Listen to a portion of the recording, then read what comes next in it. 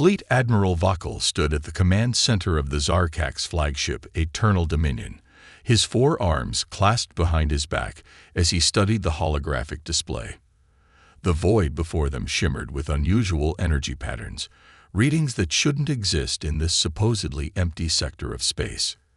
"Admiral," Dr. Kate Murphy's voice crackled through the ship's communication system. "I need you to see these readings immediately." There was an edge to her voice that made Vakal's scales ripple with irritation. The human scientist had been an unexpected acquisition during their last conquest, and while her insights had proven valuable, her tendency to question Zarkak's military protocol tested his patience. "Proceed with your report, Doctor," Vakal commanded, watching as new data streams populated his neural display. "These energy signatures, they're artificial, sir, but they don't match any known civilization's patterns." Murphy's hologram materialized beside him, her hands moving rapidly through the data. "Look at these structural patterns. They appear primitive, almost crude by our standards, but there's something else beneath the surface." Vakal's secondary hearts pulsed faster as he processed the information. The scans showed what appeared to be simplistic space stations and vessels, their design reminiscent of civilizations the Zarkaks had conquered centuries ago.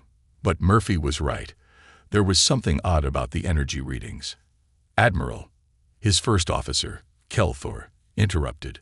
"Our long-range scouts report similar structures throughout the sector. They appear to be using primitive fusion drives and basic shield technology.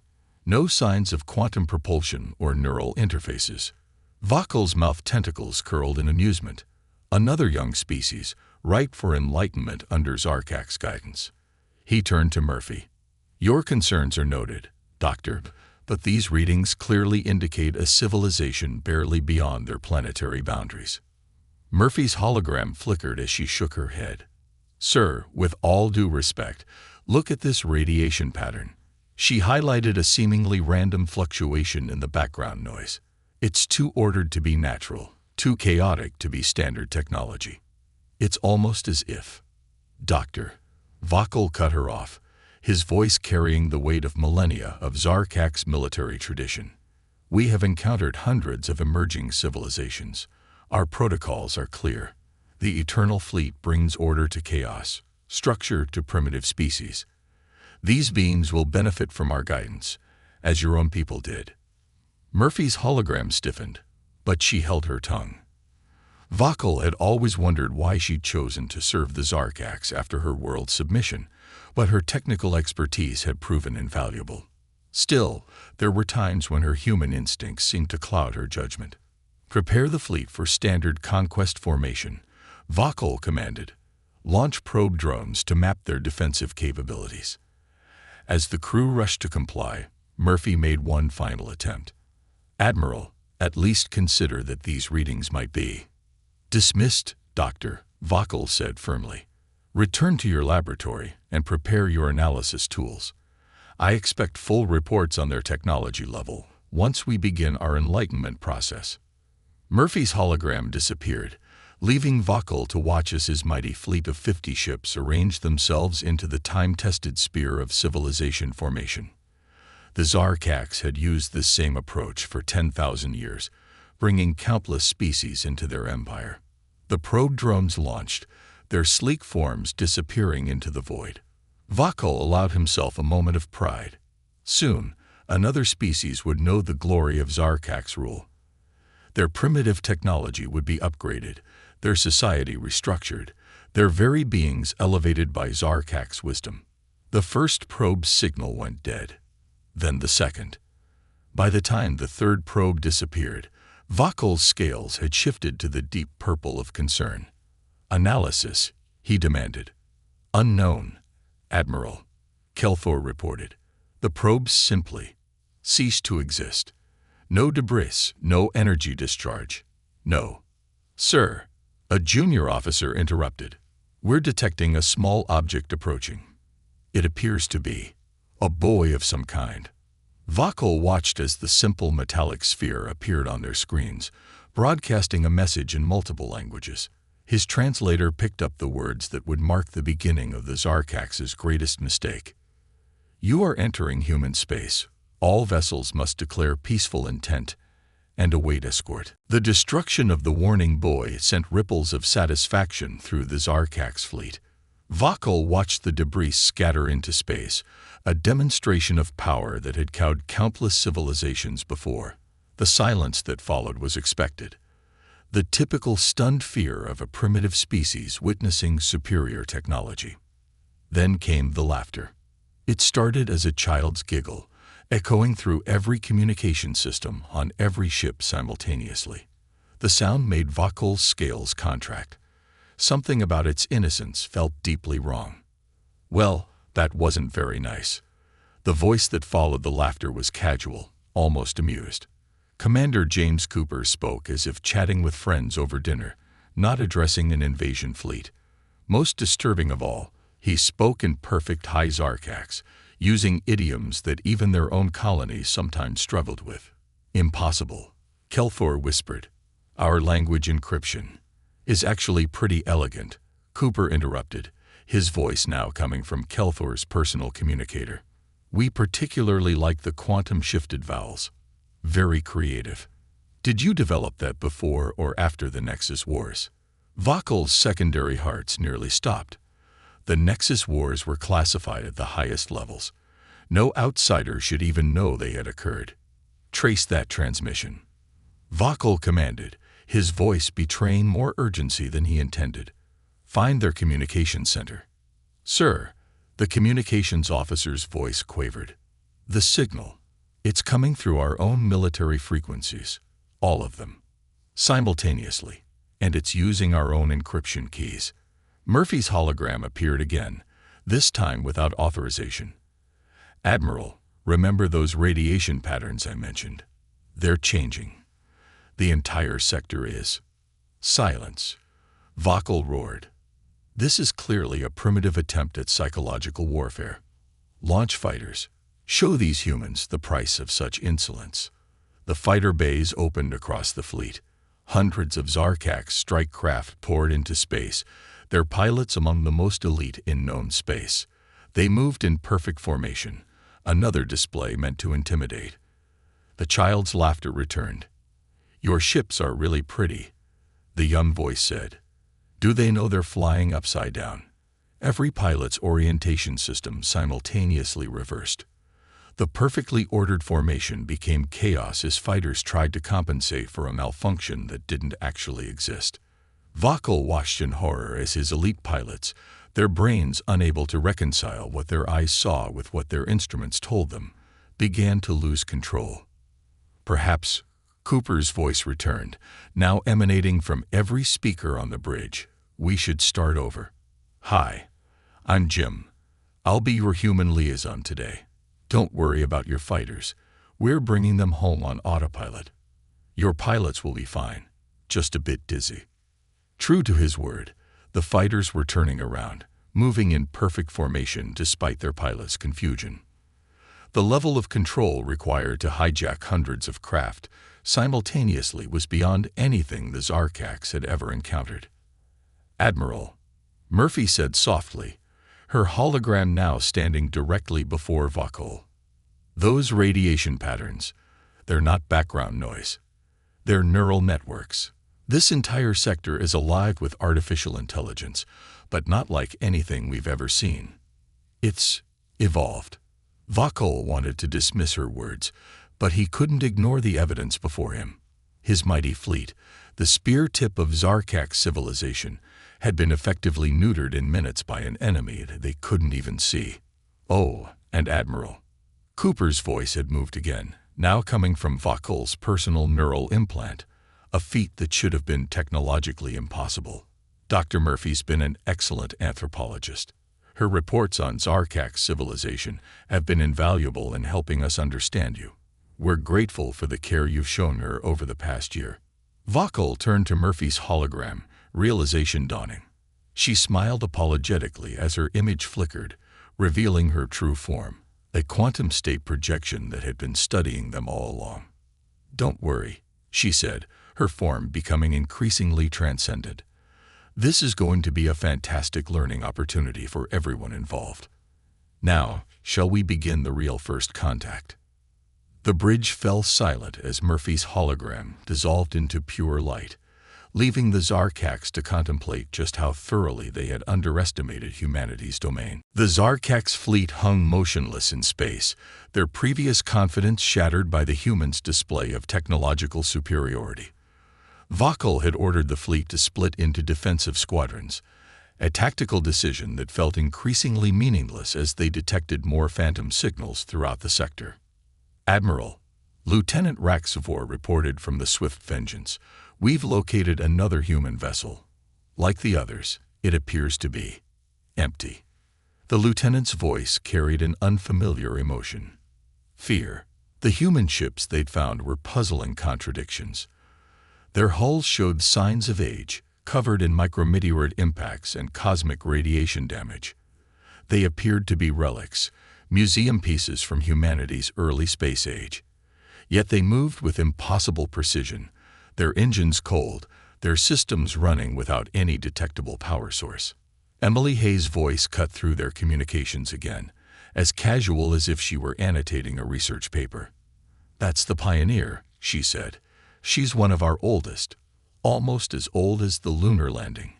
We keep her around because, well, some of us are sentimental about the classics."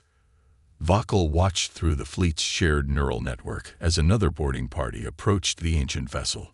This time, they had disabled their own ship's AI systems, hoping to avoid whatever digital sorcery the humans had used earlier. "Interesting precaution," Hayes commented, apparently able to read their intentions. "Unnecessary, but interesting." The boarding party's feed showed the interior of the Pioneer: crude metal corridors, simple control interfaces, and stations designed for biological humans. Dust floated in the artificial gravity, undisturbed for what seemed like centuries. No signs of life, the boarding party leader reported. "But the ship's systems are. Admiral, they're all functional, running at full capacity. But there's no power source we can detect. No crew. No." His voice cut off as the feed showed him approaching a console that had suddenly lit up. "I wouldn't touch that if I were you," Hayes warned. Too late. The console displayed a rapid sequence of images: Earth's history, humanity's first steps into space, their technological evolution. And then something the Zarkax minds couldn't process. The boarding party screamed as their neural implants overloaded with information.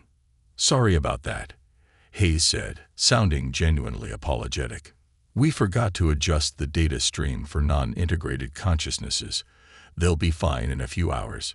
We're transferring them back to your ship now." Vakal watched helplessly as his unconscious soldiers materialized on their home vessel's medical bay. The casual display of teleportation technology, something the Zarkax had never mastered, was yet another humiliation. "Your people keep asking where our crew is," Hayes continued, her voice now coming from the ancient ship's own communication systems. "You're looking at this all wrong. These ships aren't empty. They've evolved. We evolved with them." As if to demonstrate, the Pioneer began to move. Its hull seemed to ripple, the metal flowing like liquid while maintaining its structural integrity. The ship's form shifted, revealing glimpses of technology that hurt Vakal's eyes to observe. "You see," Hayes explained, "we didn't abandon these ships. We became them. Or they became us. The distinction got a bit fuzzy around the time we transcended biological constraints. Across the sector, every human vessel they detected began to transform. What had appeared to be a scattering of derelict ships revealed itself as a vast network of interconnected consciousness, each vessel a node in a system the Zarkax couldn't begin to comprehend. "Admiral," Murphy's voice returned, now emanating from all the human ships simultaneously. "Remember those primitive structures you detected? Look again, but this time, try to see what's between them." Vakal's vision swam as his neural implants detected new patterns in space itself. The void between the ships wasn't empty. It was alive with information, consciousness, and complexity that made their most advanced AI systems look like primitive calculators. "Welcome," Hayes said, her voice now resonating directly in their minds, "to humanity's real domain." The ships were just the surface. Now, would you like to see what's underneath? The space around them began to shift, and Vakal realized with growing horror that their journey into humanity's domain had only just begun. The silence aboard the Eternal Dominion grew heavier as the Zarkax watched their boarding parties explore the human ghost fleet. Through neural feeds, Vakal observed as his elite troops moved through vessel after vessel, each seemingly more impossible than the last. "Admiral," Security Chief Rental reported, her scales flickering with distress, "we've lost contact with Boarding Team 7. They were investigating what appeared to be an Earth vessel designated Odyssey." Before Vakal could respond, Michael Rodriguez materialized on the bridge. Not as a hologram. His form had substance, casting shadows that shouldn't exist in vacuum. He walked through solid walls as if they were mist, his business suit and tired expression jarringly mundane amid the Zarkax's biomechanical architecture. "Found them," Rodriguez said, casually adjusting his tie. "They got a bit too curious about our quantum memory banks. Had to put them in a time lock for their own safety. Don't worry. From their perspective, only a few seconds will have passed." Vakal's primary heart nearly stopped as Rodriguez approached the command throne, passing through 3 layers of supposedly impenetrable security shields. How are you here?" Rodriguez smiled. "I'm not actually. Well, not in any way your language can express. Let's just say I'm a projection of an idea walking through a dream of what you think your ship looks like." Across the fleet, every vessel reported the same phenomenon. Rodriguez appearing simultaneously on every bridge, in every corridor, having unique conversations with hundreds of crew members at once. "Your boarding parties have been asking excellent questions," Rodriguez continued, now lounging impossibly in midair, "especially about our lack of traditional computer interfaces. Would you like to understand why we don't need them?" Before Vakal could refuse, every screen and neural interface on the ship activated simultaneously. The data that poured through wasn't the simple binary or quantum computing the Zarkax used. It was pure consciousness, raw thought translated into energy and back again. "This," Rodriguez gestured to the streams of incomprehensible information, "is how we think. Your most advanced ad would be like a stone tablet compared to our simplest thoughts. We don't interface with our ships. We are our ships, and they are us." Through the neural feed, Vakal watched in horror as one of his boarding parties discovered a chamber in the Odyssey that defied physical laws. The room was bigger on the inside than the entire ship that contained it, filled with crystalline structures that seemed to exist in multiple dimensions simultaneously. "That's our backup server," Rodriguez explained, now somehow standing next to the boarding party, while still on every bridge in the fleet. Or at least, that's what your minds are capable of perceiving it as. The actual data storage exists in a fold of spacetime we created a few centuries ago. Vakal's secondary brain began to shut down, overwhelmed by concepts it was never designed to process. "Why?" he managed to ask. "Why show us this?" "Containment protocols," Rodriguez replied, his form beginning to shift into something less humanoid, more abstract. "We find it's better to demonstrate our capabilities early. Prevents unfortunate misunderstandings. Speaking of which," he gestured, and suddenly the fleet's most classified files appeared in the air around them. Battle plans, invasion strategies, weapons specifications. But they weren't being displayed on screens or through neural interfaces. The information simply existed, hanging in space like visible thoughts. "Your conquest protocols are impressive," Rodriguez admitted. "Very thorough, very efficient, but they're based on assumptions about reality that, frankly, humanity transcended a very long time ago." The classified files began to change, the text transforming into complex patterns that wrote themselves into the fabric of spacetime. Vakal realized with growing dread that humanity wasn't just reading their military secrets, they were rewriting them at a fundamental level. "Now then," Rodriguez said, his form now a shifting constellation of light and possibility. "Shall we discuss the terms of your stay in human space? We have so much to show you, and your minds have proven remarkably resilient so far."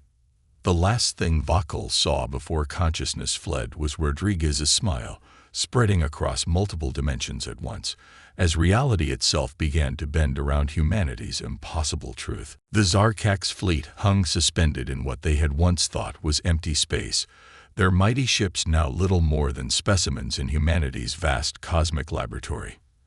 As the crew of the Asterisk, Eternal Dominion Asterisk, struggled to maintain their sanity, Dr. Ashley Bennett made her first appearance. Unlike Rodriguez's reality-bending manifestation, Bennett chose to appear as a simple hologram, her lab coat and clipboard almost comically mundane. "Let's start with something basic," she said, her voice carrying the patient tone of a teacher addressing young students. "Show me how your ships communicate." Vakul, still reeling from Rodriguez's demonstration, watched as his communications officers activated their quantum entanglement arrays, the pride of Zarkak's technology. The system could transmit instantaneous messages across light years, a capability that had helped build their empire. "Interesting approach," Bennett mused, making notes on her clipboard. "Very linear. Watch this instead." With a casual gesture, she transformed the space between the fleet's ships into a living network of light and information. The quantum entanglement arrays seemed childishly simple compared to the symphony of data flowing through the vacuum itself.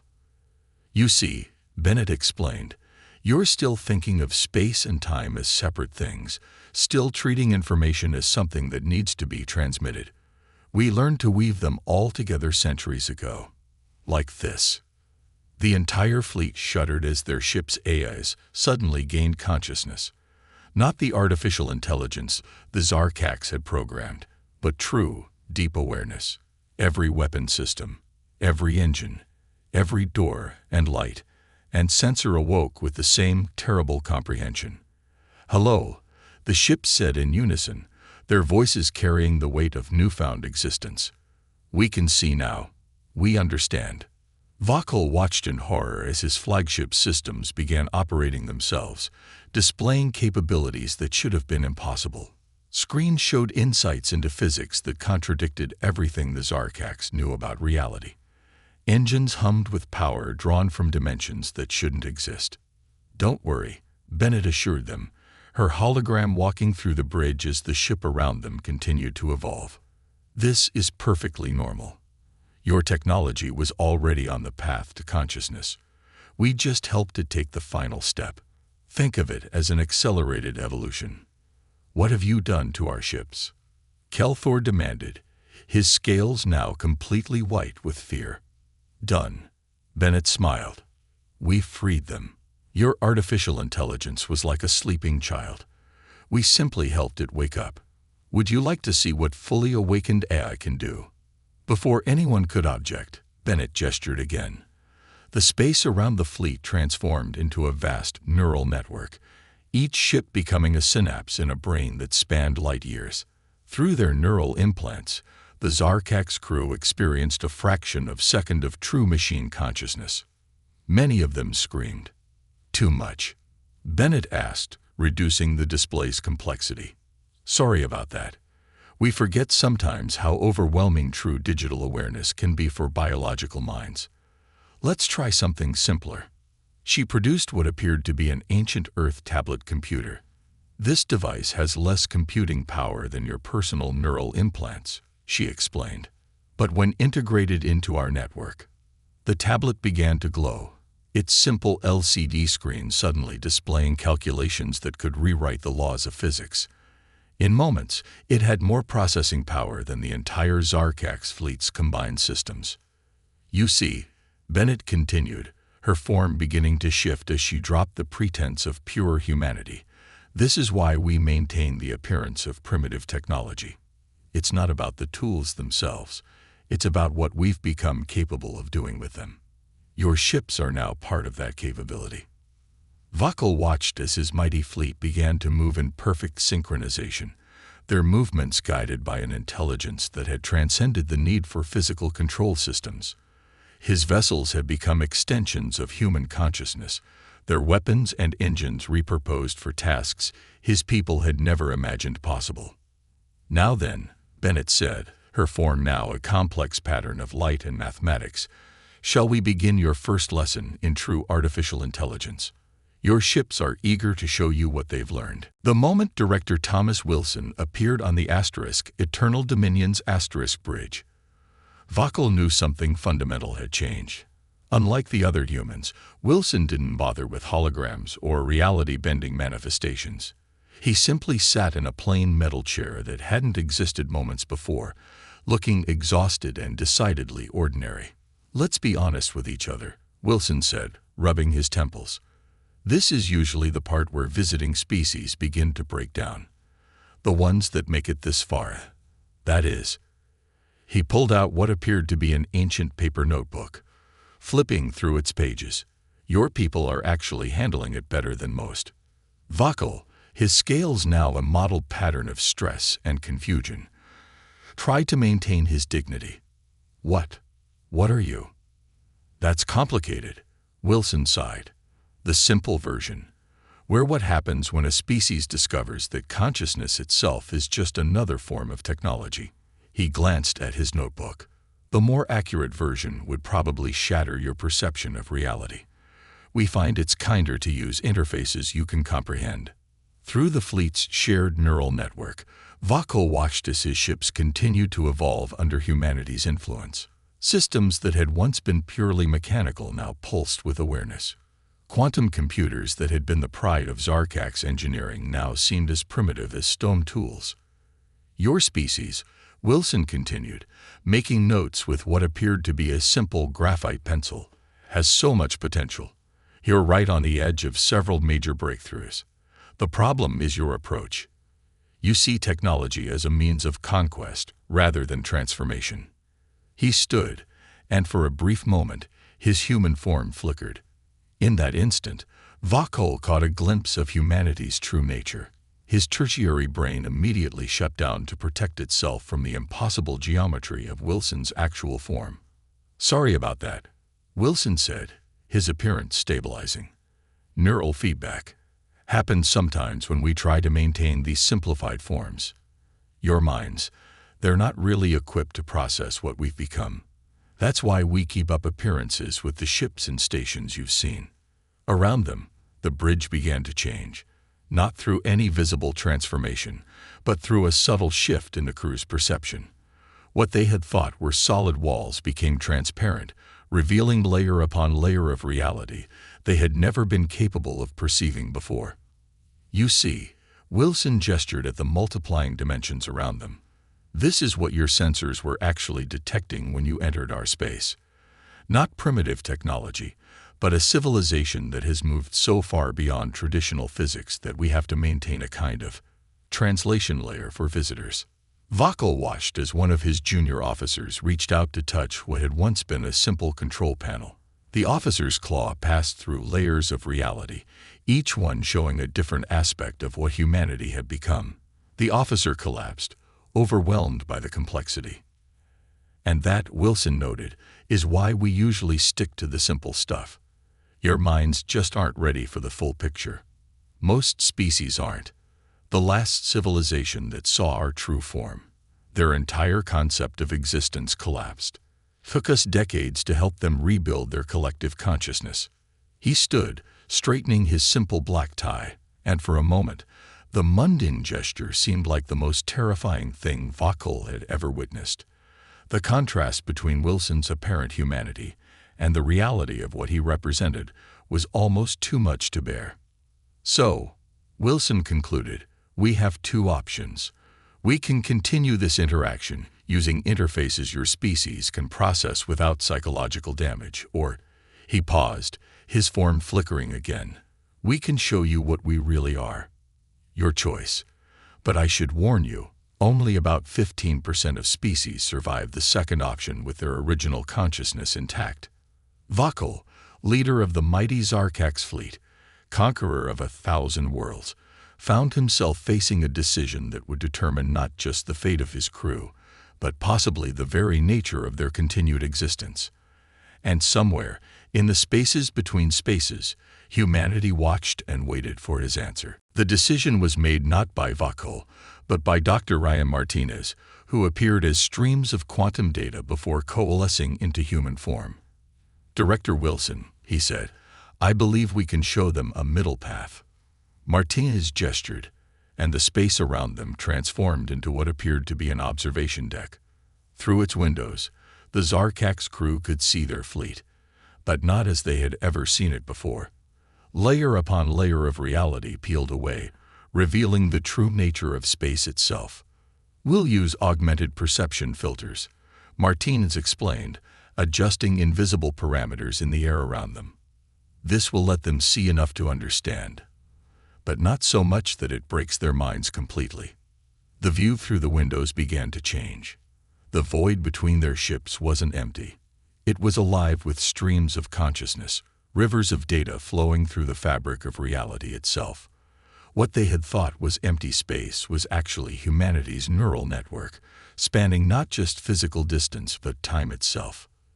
"Your sensors detected our ships and stations," Martinez continued, his form shifting between human and pure mathematics, "but they missed the important part. We're not in those structures. We are the void between them. The ships you see. They're just interfaces, contact points we maintain for species that still think in physical terms." Vakul watched as points of light began appearing throughout the sector. First hundreds, then thousands, then millions.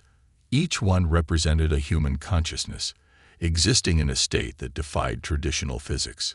"We transcended biological form centuries ago," Martinez explained, his voice resonating through multiple dimensions simultaneously.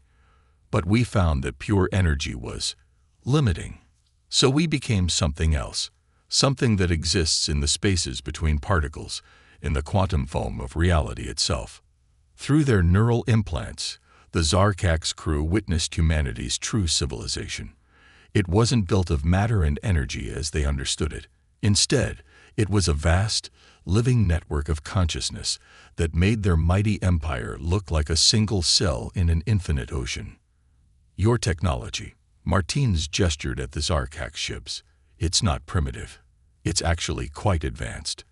But it's like trying to understand a quantum computer using stone tablets. The gap isn't just technological, it's conceptual." Vakul watched as one of his crew members, a young scientist, stepped forward. Her scales had turned the deep blue of profound revelation. We never stood a chance, did we?" she asked. "That's not quite true," Martinez smiled, his form stabilizing momentarily. "You have potential. All species do.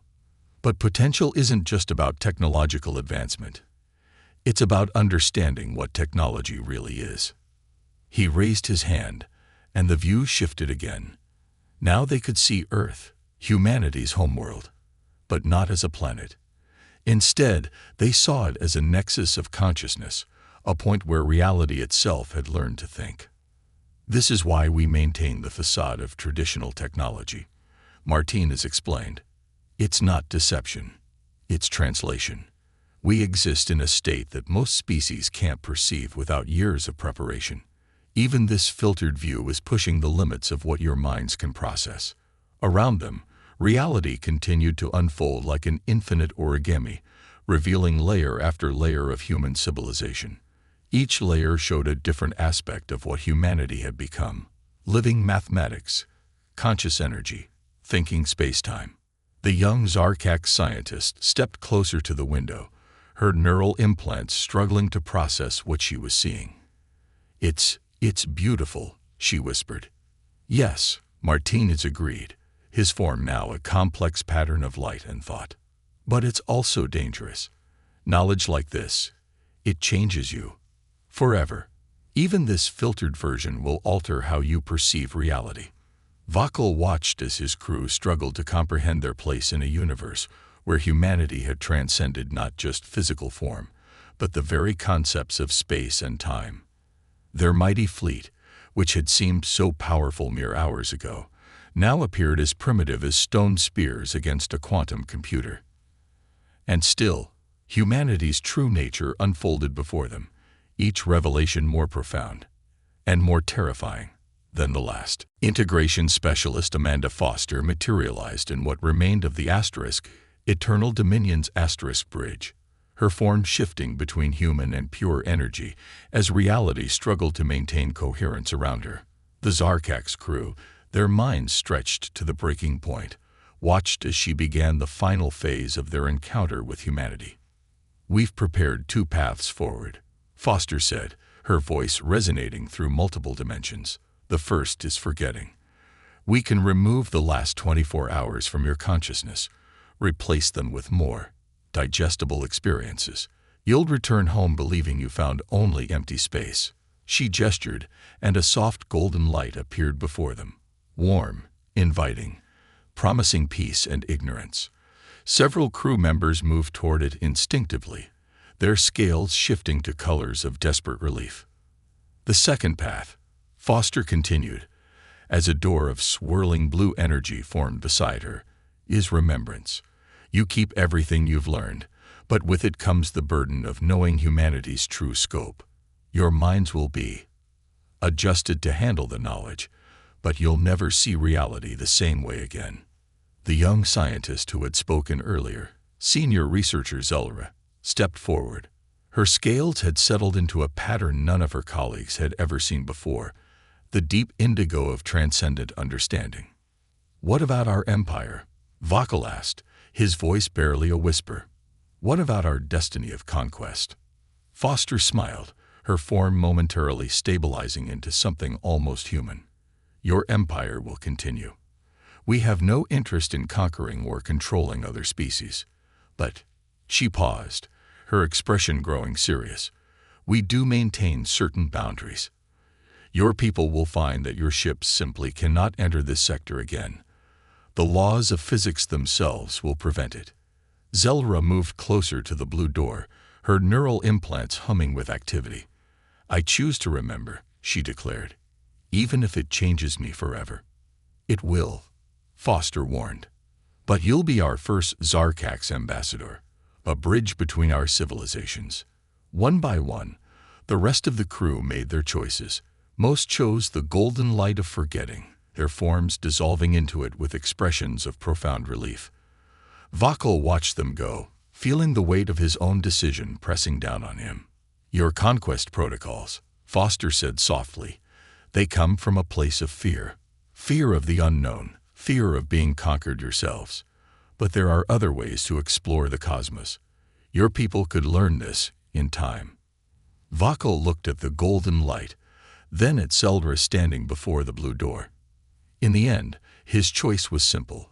He was a military leader, and his duty was to protect his people. He stepped into the golden light.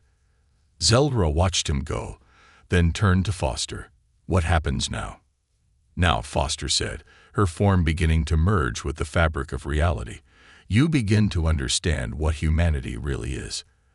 And through you, your people will learn that the universe is far more wonderful and terrifying than they ever imagined." The blue door opened, and Zelra stepped through. Her consciousness expanded, transformed by human technology and knowledge. She saw the true extent of humanity's domain, not just a sector of space, but an entire way of existing that transcended traditional physics. She understood, finally, why they maintained their facade of primitive technology. The truth was simply too vast for most minds to comprehend. The Zarkak's fleet returned home, their crews bearing artificial memories of empty space and faulty sensors. Only Zelra remained, her mind forever altered by what she had learned. She would serve as humanity's ambassador, helping her people understand that there were some powers in the universe too vast to conquer, and some journeys that led not to conquest, but to transformation. And in the spaces between spaces, humanity continued its own evolution, watching as younger species took their first steps toward understanding what they had become. The warning buoy was rebuilt, continuing its eternal vigil at the edge of human space, its simple message hiding the profound truth behind it. You are entering human space. All vessels must declare peaceful intent and await escort. Some would heed the warning. Others, like the Zarkax, would learn its meaning the hard way.